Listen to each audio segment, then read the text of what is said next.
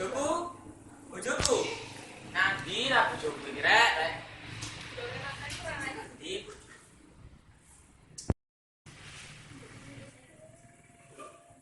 Inggih Pak Duko. Loh, kon ya sampe dia tak boleh Kak metu-metu. Kula mboten semprap napa-napa. Wonten napa Pak Duko? Ya enggak takon koncone aku tahu bisa. Ngerti ya, Dik. Aku iki gopo mbek kandungan bojoku sing pertama.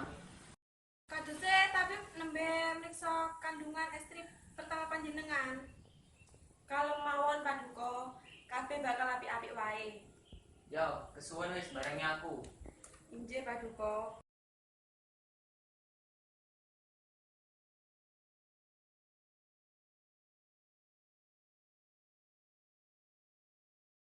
Tapi wis metu.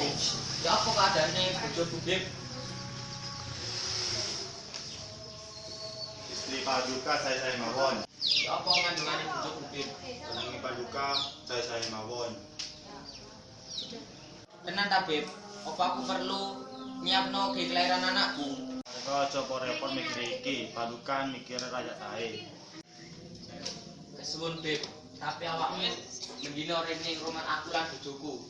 Dia Paduka benjing kulo mrene-mene. Kulo pamit Paduka. Ya, Bib, hati-hati nek mulih. Nggih.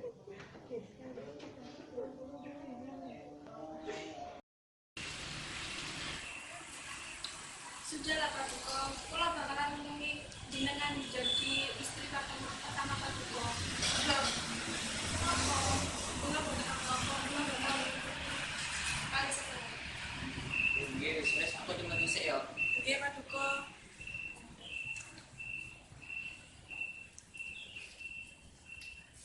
Apa buat kata murung? Aku wedi lek jenengan jenengan bener. Maksudmu sing awak dhewe kate diusir tekan istana. Nggih. Wes talah iku enggak bakalan kedadian.